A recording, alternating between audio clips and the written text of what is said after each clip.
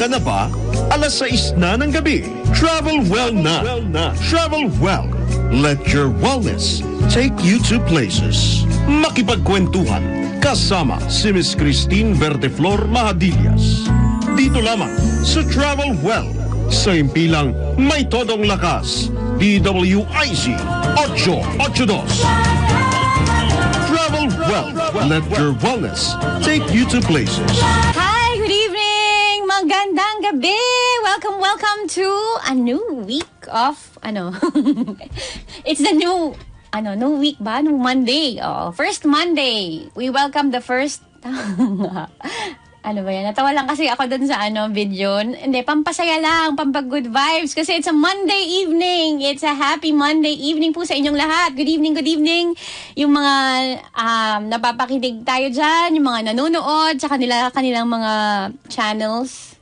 Ayan, tayo ay napapanood via test broadcast sa Digital Free TV na Aliw 23. Sa Sky Cable, we're on Channel 72, TV Plus, Channel 27, at GMA For the Box Channel 32.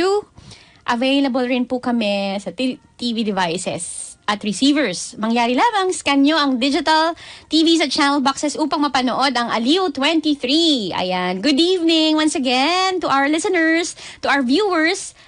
Good evening po. This is actually end of the month na ng January. Ang bilis lang po, no? Natapos agad yung Enero. Bukas katapusan na. Sweldo na. For those na nag-aantay, yung iba nagsweldo na pala ngayon kasi 30. And then, yung sinasabi ko pala, akala ko nga February na. Kasi February na po sa Wednesday So, excited tayo. It's a month of love. Of course, every day is a season of love. Why not, diba? So, kanina, I was showing lang yung very fun and raw video namin kasi something to share lang kasi natuwa kami dahil nung Saturday, nakita nyo po, no, because we're in a wellness show, I just showed to you na, ayan, nakakatuwa sumayaw minsan. And di lang naman minsan. Kahit araw-araw, gawin natin yon kasi nakaka-good ng heart yon. At the same time, physically, it helps us to promote to boost our endorphins. Ayan. So, nung Sabado, after ko mag-attend ng IDC, ayan, yung CCF main, congratulations for having a successful International Discipleship Conference, IDC at CCF in Ortigas. Ayan, it was a 3-day international event, no? So, I was so happy na I was able to attend that. It has been attended by global leaders, ayan, in terms of the Christian community. And at the same time, we're so blessed, to have all those speakers, si Mr. Chip Ingram, Edmond Chan, and of course, Pastor Peter. So, we were really super busog. Busog na busog kami when it comes to spiritual feeding. And we've learned a lot, of course, leadership, discipleship, and not all that. Marami kaming natutunan. So, later on siguro, I will be able to share to you some of the highlights ng IDC. And at the same time, kanina nga, ayun. So, after na mag-IDC, syempre, 3 araw na nakaupo, sa conference. So, we need to, to exercise. Kahit pa paano, we manage pa rin to exercise every day. So, ayun, nag-attend kami ng isang, supposedly dance class. Mamaya makikita nyo. Tapos, after ng dance class, nabitin. So, nagsarili kami ng dance class. So, si aking mga kaibigan. Hi, Sheena! Hello! And si Joms. Si Joms kasi, akala nung mga nandoon ng mga Chinese people, akala nila coach, pero hindi coach. Naaliw lang siya sumayaw. Naaliw lang siyang sumayaw. So anyway, later on, we will be showing you some videos. Our topic today is, of course, much more about how do we help ourselves be transformed, not only physically, but also in other aspects of our life. Transformation, yun. Kasi nga, as I've shared to you, during the pandemic, marami sa atin, we were really affected physically, emotionally, and we were not really well during those times. So, for the past 2 years, we were restricted to move. Diba, parang nasa loob lang tayo ng bahay. Kumbaga, yung movements natin, nasanay tayo for the past years na ang dynamics is always on the go. We were able to connect with friends. Nung pandemic, talagang na-restrict talaga sa mga bahay yung isang katauhan. And of course, hindi lang yon. People are really anxious about things, about their future.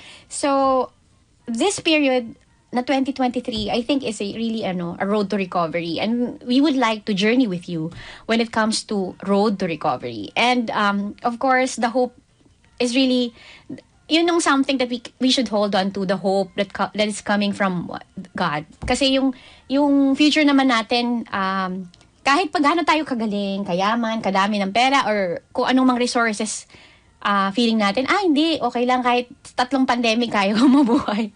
Hindi pa rin there's no really guarantee about, just having money will make you happy, or just having resources or enough things in your life will really make you, tawag ba dito, purposeful. So, kaya po kaya tayo nagpapatuloy magbigay ng mga programa tulad ng wellness show, tulad ng Travel Well. It's because we want to journey with you when it comes to your wellness. And at the same time, yung mga kababayan natin, of course, mga kapatid natin who wants to bounce back, to have that road to recovery, of course, for the better, mag-guide din po natin on how we can really, have a good bounce back, be it in the business area, physical relationship, personal, ayan. So there's a lot of things that we can do, I think, and especially sa mga sa mga relationship natin, siguro importante 'yun kasi more than anything else, 'di ba? We are purposeful if we really live not only for ourselves but also for others, 'di ba? So 'yun. Ayun. Agad? Tawag dito, serious agad. But before we go to our topic, ayan. Gusto ko lamang pong ipakita sa inyo itong Filipino Mirror. Hi, Mr. Marvin Estigoy. Hiniram ko to sa kanya sa table niya. Kasi, we have a new mantra, and DWIZ. Pagbabago sa DWIZ, nakaabang-abang. So, tayo po ay nagbabalita ng tama at naglilingkod ng tama. So, kung yung dati yung mantra natin, ito na po yung bago natin. Nagbabalita ng tama at naglilingkod ng tama. Ayun. So, these are some changes, and the changes that is for good and for the better, of course. And we welcome the new team and the new management din ng DWIZ. And of course, the existing team, si Mr. Marvin Estigoy, who's been really very hardworking together with the team ng DWIZ. Saludo kami sa inyo at pagpatuloy po natin na yun nga po, na magbalita ng tama at maglingkod ng tama. Ayan. So, anyway, as I was saying, madami po akong i-share sa inyo, So, we are talking about transformation. So, in the next coming weeks, we will be featuring some people that has been transformed, not only because of the pandemic, but, in a way, has been transformed not only physically, mentally, spiritually, but, we always welcome change po, So, those featured stories and people, excited po kaming i-share sa inyo yon this month of February. Ayun. Kasi February na po nitong Wednesday, so it's week 5 of 2023. And of course, as much as possible, di ba po, we are so positive about, the year. We have started it right. We have started it happy. And of course, for those na nakikinig dyan, alam ko, pauwi pa lang kayo. For sure, traffic dahil, ang tawag dyan, Sahod day ngayon, Monday. Sino ba yung sumahod na dyan? Yung mga hindi pa sumasahod. Malapit na, bukas na. Ayan, 31. Ang bilis-bilis po, natapos na yung January, February na tayo. Ayun. So, 30 days has passed. Ano nga po ba yung ano pa yung pinagkabalahan natin for the first month of 2023? Kumusta po ang ating taon so far? So, yun. So, it's a matter of really how we navigate, whenever we plan for things, especially pag New Year, maraming plano na gusto natin gawin. May mga New Year's resolution. Ayan, nasunod po ba natin yung mga New Year's resolution natin so far? Yon. Yung iba, parang tawag dito, isang linggo lang, tapos, ala na. Ayan, hello po, hello, good evening. Of course, yung mga taga Bicol dyan. Hi, Mama, Papa Sai, Mama Jo. Tomorrow is your anniversary. Happy anniversary po. I think it's your 43rd anniversary. Again, ayan, maraming salamat sa pagmamahalan niyo pong dalawa. At kung hindi kayo nagmahalan, wala kami. Ayan, so, happy anniversary once again, Mama Jo. Josephine Verdiflor, that's my mom's name. And Papa Sai. Cesar Verdiflor. Happy anniversary sa inyo tomorrow. Hope you enjoy your anniversary. And, okay. So, sabi ko nga po, marami tayong pag-uusapan this Monday. Maraming upcoming lineup of travel and wellness event actually this month of February moving towards the summer season. Merong travel expo sa SMX this coming February 3 to 5. For those who want to check out some of the best deals in travel, you can go directly to SMX February 3 to 5. Ayan. Yung Department of Tourism has their booth there. Again, one of our advocacy is to help our tourism, to boost our tourism. So for those who wanted to visit the islands of the Philippines, please do come dun sa February 3 to 5 travel expo sa SMX. Ayan. So, one of the booths na nandoon yung ating parang in a way we are helping them because they have this advocacy of promoting yung the hometown of our Olympian Miss Heidelin Diaz. Ayan. So, yung hometown ni Heidelin, of course, saan ba yun? Zamboanga City. It's in Zamboanga City. They will be having an event sa February 12. It's the Zamboanga Peninsula Open Water Swim. Ayan. So, for those who wanted to join, sorry, sarado na. Hindi. Nag-close na sila for the first leg. Yung sa second leg, pwede pa humabol. May third leg at may finale sila. So I think since they will be promoting yung upcoming yung aqua sports po talaga naman ito, open water swim. But then other than that, I think there's also plans of having some of, more exciting activities. Kasi parang nabitin talaga sa slots Konti lang yung slots kasi na-filled up agad. So, 'di ba? Congratulations once again Region 9 for having this, upcoming activity and event in Zamboanga, the hometown of our Olympian. At the same time, they promote really the natural resources na meron si Zamboanga. Of course, there's the Pitan and the Kak has been there. So, ayun, mabuhay ulit ang turismo ng Zamboanga ng Region 9. Ayan. So, before we proceed, I think we'll have to do a short break. 4 minutes pa pala. So, it's going to be like 25 pala, 21 pa lang. So, anyway, ayun. So, as I was sharing kanina, ayan, ito nakakatuwa, yung business mirror. So, buksan niyo po yung business mirror ngayong araw na to kung may makikita kayong dyaryo. Of course, may dyaryo pa rin. Bakit hindi, di ba? Sa mga alam ko sa mga store, sari-sari store, or hindi pala, 7-Eleven, ayan. Yung yung business mirror, yeah, Filipino mirror pala. Oo, antabayanan niyo. Makikilala niyo doon yung ating mga bagong kapamilya. Ay, sorry. Wala kapamilya. Ano ba tawag doon? Hindi pala kapamilya. Ayan. Ang ating mga kabatak. Ayan. Excited naman ako ma-meet si Sir Dennis Antenor Jr. and Attorney McNeil Rante. Good evening po. Ayan. Looking forward to meet you. They're part of the new team of DWIZ. Ayan. So, there will be a lot of great changes in DWIC, which is really kaabang-abang. Ay, diba, Taglish? Kaabang-abang. Ayan. So, we are so excited. For sure, we'll be bringing you more exciting and prevalent news that is nagbabalita ng tama at naglilingkod ng tama. Ayan. Sige. So, before we proceed, ayan. Marami pong dumaan ng mga festivities nung nakaraan, nagdinagyang festival. There's sa Iloilo 'yon, no. Yung sa Cebu din, nag-celebrate ng festival nila. I think there's 3. Ano po ba 'yon? Yung isa. May Festival of Fruits, something like that. So 'yon, Cebu celebrated, si Dinagyang celebrated, 'yon, si Iloilo. So apart from that, maraming festivities. Ang Philippines nagse-celebrate parate ng mga fiesta every month. So, iba-iba yan. So, one of those that we will be featuring is not only about destination, but of course, the culture of the Philippines. Pag sinabi naman natin travel, yung mga turista talaga, they would like to experience the culture of the Philippines and the islands of the Philippines. And of course, isa yon sa inaabangan din talaga ng mga turista natin kung anong gusto nilang gawin. Kasi it's really about experience when we say travel, di ba? Ayun, speaking of travel, bukas po ay babiyahe ako papuntang Bulusan. Ayan, Bulusan Island. Yung mga taga Bulusan dyan, good evening ho. Sana ho, matikman namin ulit yung masarap na pili from Bulusan. Ayan, Mayor, sorry pala. Hindi pala ako pwede magsabi. But anyway, yung mga mababait na kaibigan natin dyan, sina Philip, sina Angel, good evening ho. Ayan, sina Mr. Mike Gasayko, ayan po, sina Miss Veron, good evening. Ayan, pagpunta po namin doon kasi meron pong Bulusan Lake, 'di ba? So yung Bulusan Lake actually is one of the best destination in the Philippines. Actually, Bulusan has the cleanest inland water.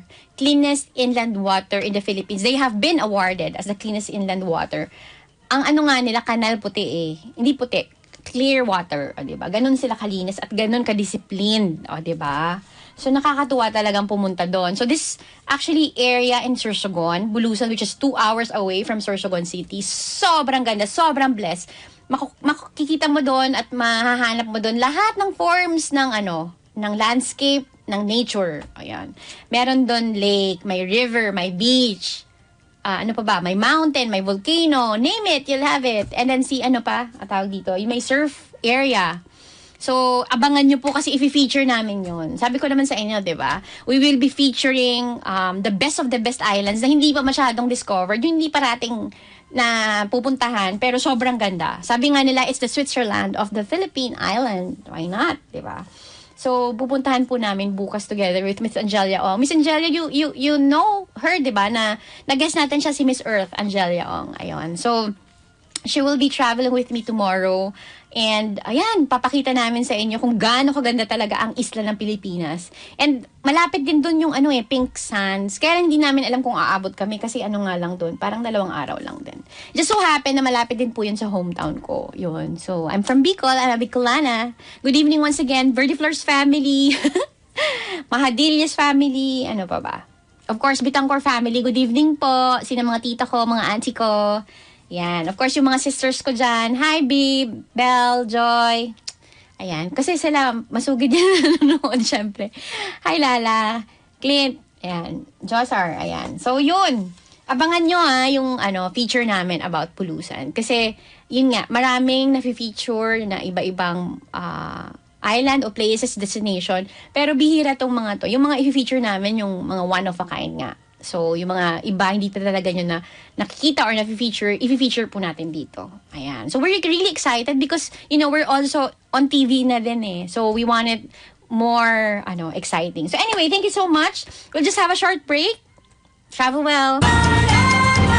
Travel well. Let your wellness take you to places. Kasama si Miss Christine Verdeflor Mahadillas. Kayong sayawan. Kaya lang wala naman ditong studio. Wala lang. I mean, okay, that's part of wellness. Why not, diba? I mean, I just want to encourage everyone to, find some joy.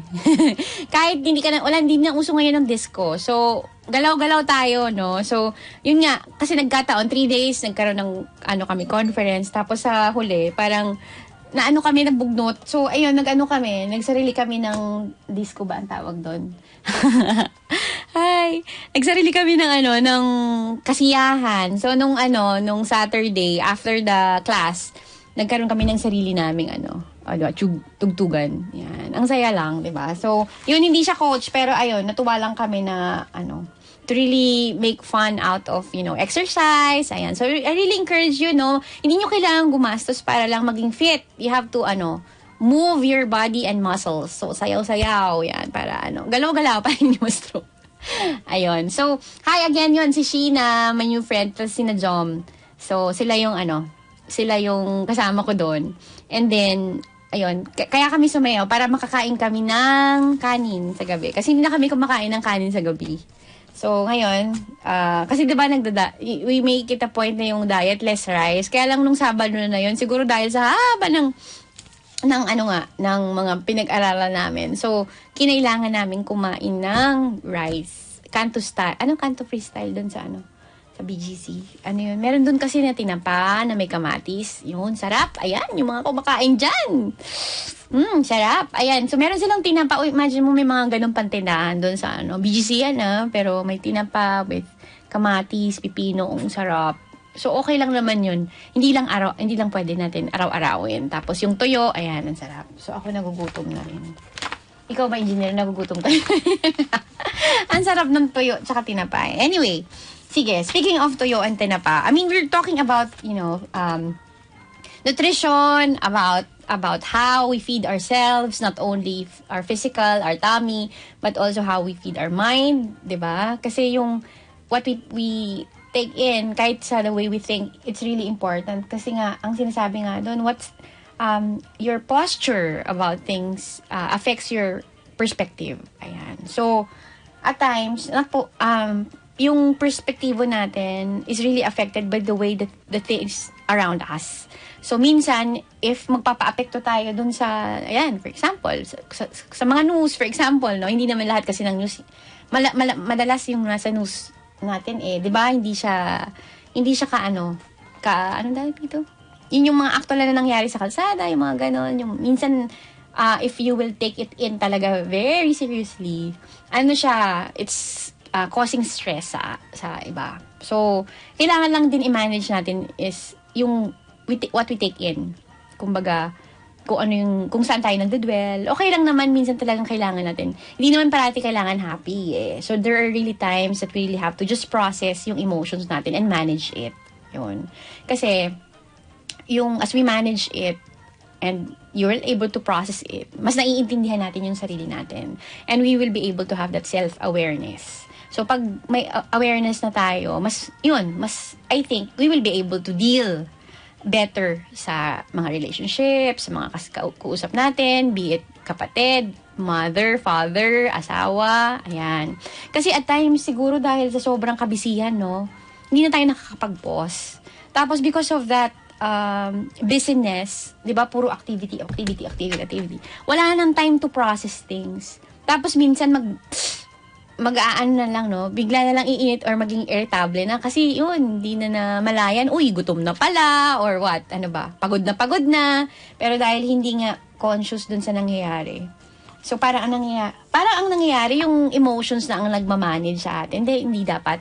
We should be able to manage our emotions. Ayan. Hindi pwedeng yung emotions na ang magkukontrol ng life natin. Kasi, ganun ang mangyayari if we will not be able to, manage well our emotions. So, dapat, we are the master of our own emotions. Yun. But of course, we will be able to do that kung we are also guided, no? Kaya nga, di ba sinabi rin sa Bible, we should be salt and light of this world. Ayan. So, at times, pag ang nangingibabaw yung emotions natin, minsan hindi tayo nakakagawa ng magandang desisyon. So, yung decision making, pag abrupt, hindi na pag-isipan, medyo mahirap po yun. So, that's why, that's the reason why we need to pray. Whenever we have to consider things, decide upon things, we really have to consult God. Tama ba itong gagawin natin? So, di ba, yung parang sinasabi nga, what would Jesus do? Why not? Di ba? Parang we have to really consider that. Kasi, at times, pag sobrang preoccupied na tayo ng business ng kamunduhan, di ba? Ang daming nagre-require sa atin ng energy when it comes to work, mga sa palibot natin, yung napapanood natin, yung nakikita natin sa cellphone, halos wala nang pahinga. Tignan nyo, makikita nyo, di ba merong pag-monitor sa namomonitor yung screen time eh. Doon makikita nyo yung screen time nyo kung nag-i-improve ba, minsan ilang oras ba. In 24 hours, how do we manage our time? So, is it 80% phone ang hawak natin? Makikita nyo dun sa screen time. Oh, your screen time for this week is something like that. Or, minsan sa daily, makikita mo, ang screen time mo 14 hours. So, ibig sabihin, halos yung waking hours mo, nasa phone ka. So, those are the things that we have to also manage. Definitely, may good things, may bad things, or consequences, pros and cons, lahat naman ng bagay. So, even using the phone, the technology, yes, napapabilis yung minsan gagawin natin, but then at the same time, we have to really be conscious enough to really consider what are our priorities. Yun. So, meron tayong, di ba, may mga priorities ang bawat isa, but at the same time, we really have to be mindful. Ano nga ba yung mga what really matters most ba doon sa mga sinasabi nating priorities, 'di ba? At times yung productiveness o pagiging successful ng tao nakabase dun sa activities na ginagawa, which is, I think, should not be the case. Kasi, oo, punong-puno tayo ng activities, pero is that really the most important thing? Is that really what matters in life? Yun. So, in pausing, di ba, yung pag nagpo-pause tayo, or at least, pag nagkakaroon tayo ng time to, meditate, to pray, doon, pag nagpo-pause tayo, doon natin na-realize, ay, oo nga, no? So, that's the important thing.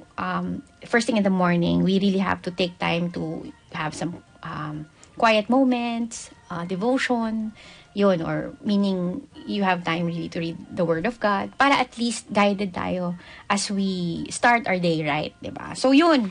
Nasabi ko yun kasi yun nga, I have a friend whom I just discovered nung time na parang latter part na, talaga, so hindi ko alam na he's also going through something when it comes to his health, pero hindi mo makikita kasi very happy siya sa anong tawag dito?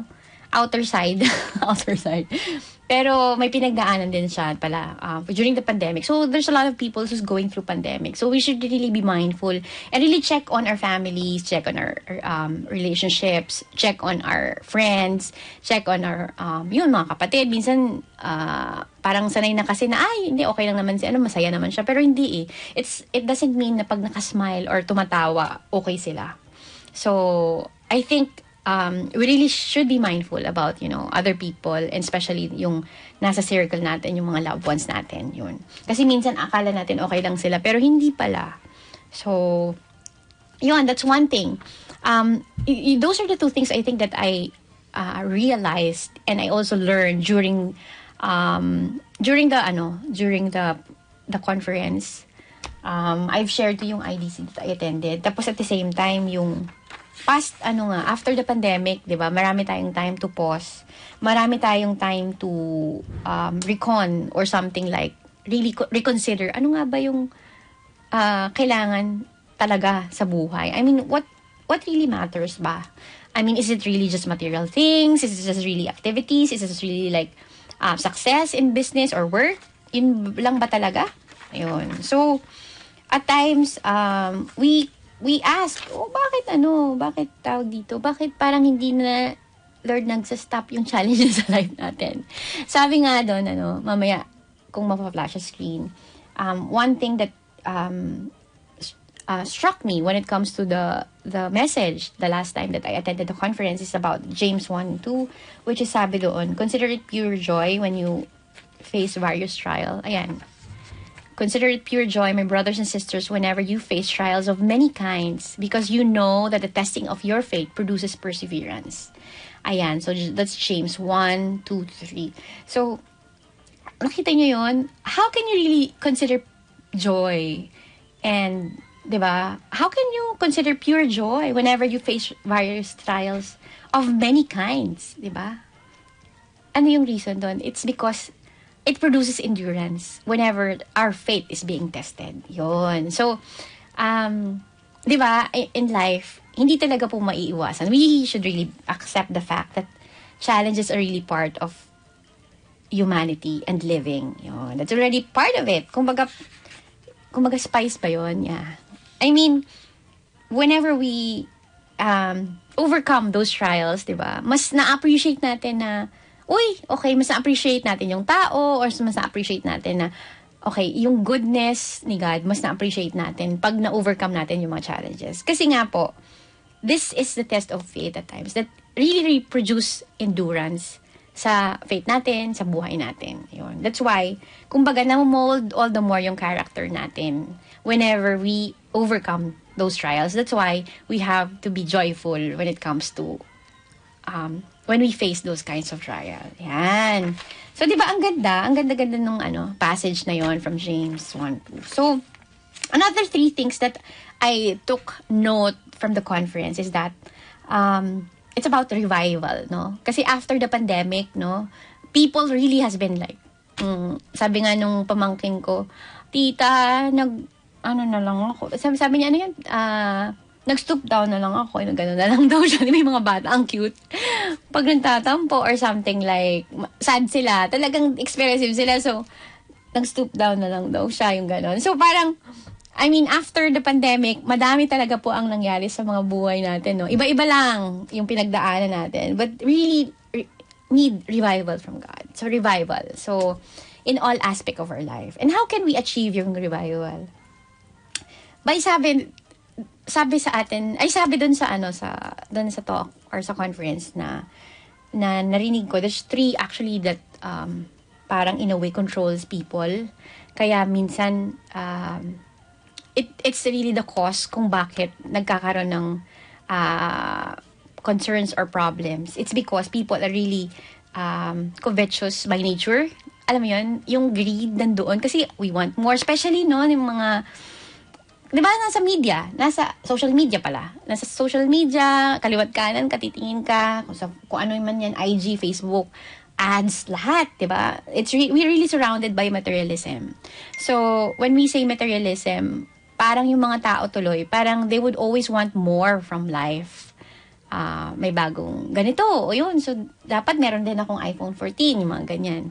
So, si ganito, bago yung ganito. So, alam mo yun, meron talagang parang innate sa tao yung parang may covetousness, meaning yung greed ba na tinatawag. So, I think it's really good to practice simplicity. So, that's one thing na struck ako dun sa message ni Pastor Edmund Chan. Yun. So, simplicity is important. Humility is important. So, as we practice simplicity, humility, diba? Humility is really very crucial when it comes to dealing with our colleagues, our parents, our spouse, our siblings. Yung when we deal with relationships with people, I think very crucial yung humility, because through humility, diba, you will be able to also forgive. Kasi talaga namang, diba, tayo naman prone talaga sa mistakes, sa kasalanan and all. But then, for us to be able to manage our relationship with people, we should be also ready to forgive.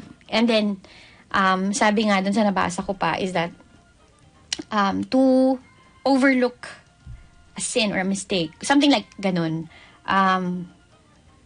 is really a benefit for the person. Meaning, sabi diba, we have to like forgive 7,000, 7 times 777. So, ilan yung beses?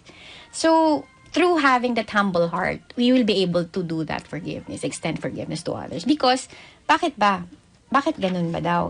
Because sinabi yun ni Kante. So, he said that we have to forgive as He has already forgiven us. Ayan. So, yun, mga kapatid, kaibigan, no? So, again, I just want to take this opportunity because these are things that I have learned that I feel is beneficial to each one of us. Kaya ako lang po share, no? So, of course, we are a travel show. We've been showing to you places and destinations. But more than anything else, yung wellness, we can't really set aside that. And sabi ko nga, dito po sa show natin, wellness is really like not just physical aspect, but also spiritual aspect, mental, and emotional one. So, let your wellness take you to places. Because through being well, no, we will be able to enjoy, the destinations and all these things that God has given us when it comes to places. Yan, may enjoy lang naman natin to kung diba? Kung we are well talaga. So, imagine niyo na lang, example lang to, no? Just to share to you. Kasi ako, based from experience din talaga, ako pa nag-share, no? So, there are times before na we were so busy in the business. Tapos, gumagawa na lang kami ng way para makapahinga. Alam mo yun, yung press, ginagawa ng paraan. Kasi talagang pack. Every weekend, merong event. So, isang taon siguro, 37 events. Imagine nyo. Hindi nagkakasya yung, minsan, hindi namin alam kung paano nagagawa. But, it's really by God's grace lang na nagawa yun. But then, there are things that also has been sacrificed. So, yun nga, yung quality time probably with, people whom we love, ganyan. So, for example po, sinasabi ko dito yung travel, as much as possible. When we go to travel, no, you really have to be present so that you will be able to enjoy it. Present meaning po? Meaning, pag present, tabi yung phone. Tabi mo muna yung phone ang gagamitin pag picture lang. Hindi yung para mag-take ng mga calls. Paano mo ma-enjoy yung place kung you're not present in the moment, di ba? Yun. So, this is one of the practical tips na pag nagbiyahe tayo, make it a point, really have to be present. Present meaning, as in, you just really have to like, pwede kang umupo dun sa sand. Tignan mo yung sunset. Tignan mo din yung sunrise. Yun, those are the things simple things that, sabi nga, simplicity really can make you happy. And actually, the small things are really those that really matters. Ayan. So, dinaliw lang ako kasi yung buhok ko medyo blonde. Anyway, so yun, being present is really important. So when you travel, make it a point na you savor each moment. You savor each time with your loved ones, with your family, and mismong the destination. Kasi pag nun ka nga sa, kunwari, yun nga, we were given opportunity to go to Maldives because nataon malapit na yun dun sa Singapore. So it's really like a short trip lang. But before I share with you that experience, it's 6:50. Magbabalik po ang Travel Well. Travel well. Let your wellness take you to places. Kasama si Miss Christine Verdeflor Mahadillas.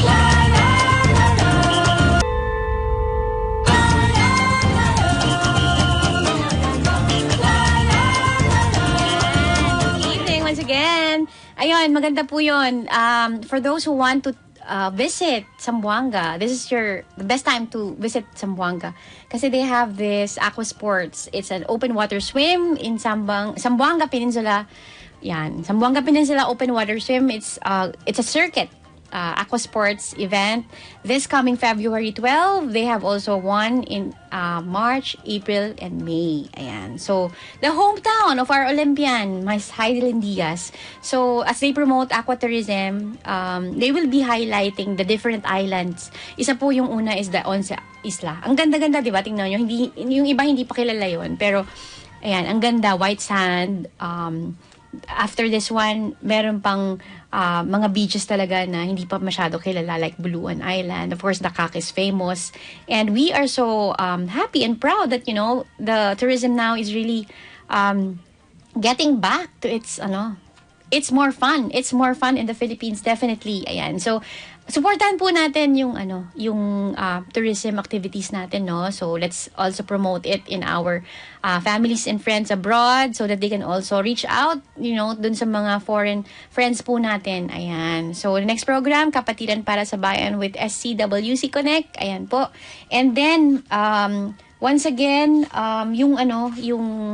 yun nga po, yung Zamboanga Peninsula Open Water Swim. Kahit close na po yung registration for the first leg, meron pa po silang second leg. Abangan nyo po yun. You can just check out their Facebook Facebook social media, Zamboanga Open Water Swim, and Department of Tourism, Region 9. They have their own Facebook. So check out there. And then, again, yung ating contest, huwag niyong kakalimutan. Of course, I would like to remind once again, we have a video contest featuring, the islands in the Philippines, and definitely, yung mananalo po doon, dadalhin po namin sa sa secret na isla. Hindi, basta may prize po talaga yun. So, kasi we want to encourage more, people to really be engaged in our program para ma-feature po talaga natin yung 7,100 islands ng Pilipinas. Nasaan ba yan, di ba? Kasi for sure, yung iba hindi pa natin talaga napupuntahan. Let's journey together to visit these islands. And yeah, let your wellness take you to places. Ayan. So, once again, meron pa ba akong nakalimutan na i-announce? Ayan. So, para lang hindi natin makaligtaan yung announcement. 6:59, 20 seconds more. Ayan. So far wala naman na, no? Ayun po. Good evening once again. Ayan, Sheena. Ngayon lang siya nag-live. Sheena and Jom, thank you ha. Yung, sabi ko sa inyo yung, tawag dito, yung ginawa natin na wellness thing nung Saturday, finiture ko lang. But then, anyway, once again, good evening po. Let's enjoy the rest of the week. And then, welcome February. It's 2023. Good evening once again. Let your wellness take you to places. Magandang gabi ho, Christine Mahadillas. Sumainyo ang pinakabagong programa sa DWIZ hanggang sa susunod na Lunes, alas 6 hanggang alas 7 ng gabi. Travel well. Let your wellness take you to places.